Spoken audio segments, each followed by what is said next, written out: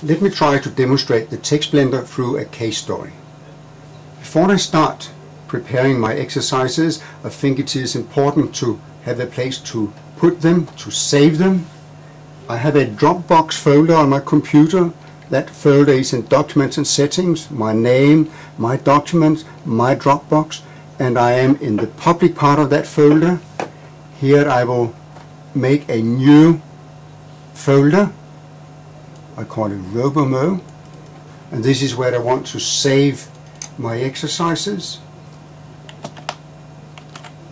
I have prepared some exercises using hot potatoes, and I will copy those, Ctrl C, and paste them into the empty folder.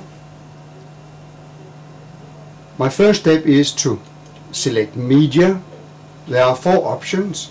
One might be obsolete. It means no media, but it can still be important to tell the software that there will not be any media playing. I can select to have a video player. I can also have an audio player, and I can choose a YouTube video. I want to have a local video player, so I click up here. I have to select where that video file is, so I have to locate a video file. I have some in my documents.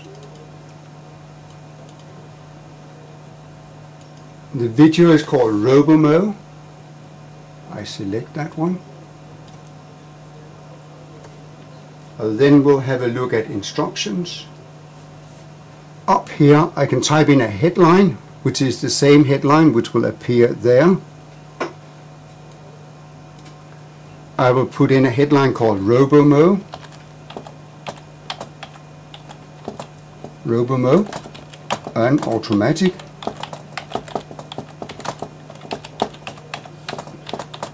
lawnmower.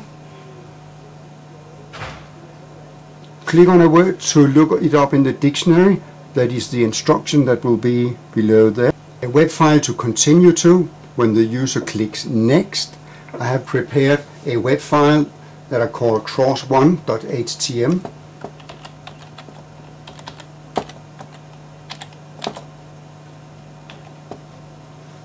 That file has been made with the software called Hot Potatoes.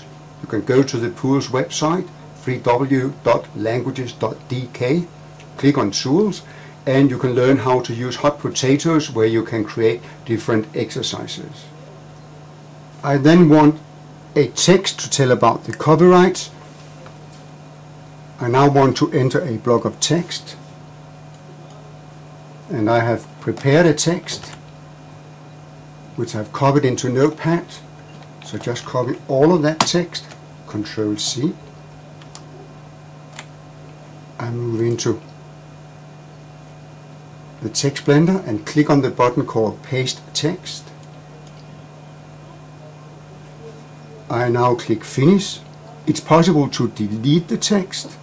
You can change the font, but that does not make any change on the final web page, but it can make some fonts visible in the TextBlender.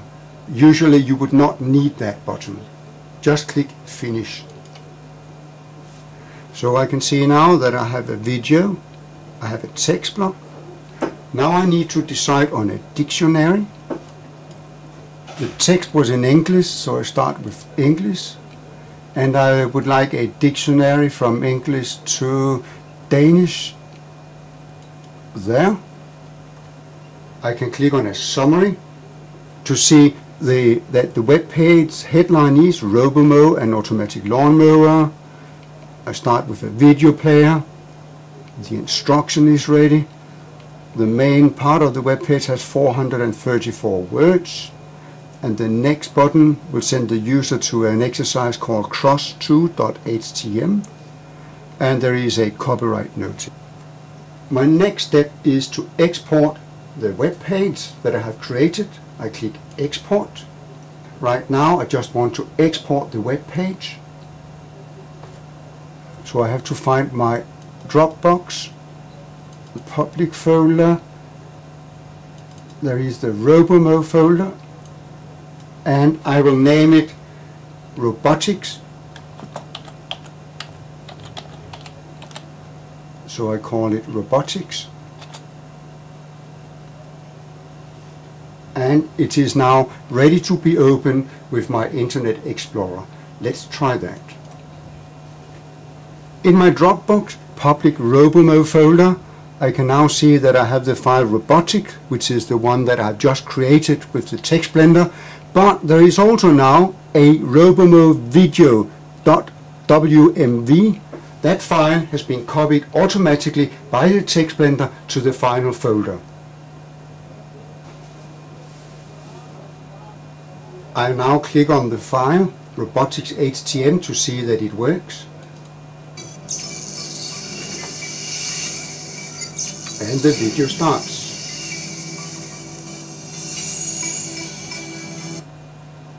I can click on the different words. Let me try to click on mower.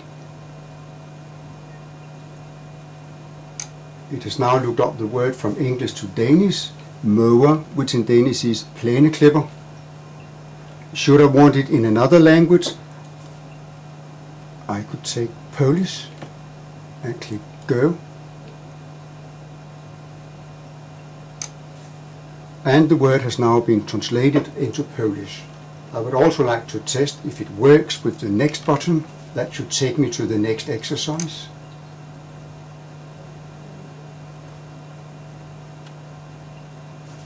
And there it is, a crossword puzzle prepared with hot potatoes. Right now these files run from my local disk, my local hard disk. It would be nice to run it from the real internet. And that is where the beauty of the Dropbox comes in. Of course, here I have the file robotics.htm. After I install Dropbox, all files that are put into the public area of Dropbox are automatically moved to the internet. So to find the address on the internet, I right-click the robotics.htm. There is a Dropbox line, and I can copy the public link. Then I go to my browser and paste it in and press enter, and it is now running from the internet. And that is the address that I got from right-clicking the file in my public folder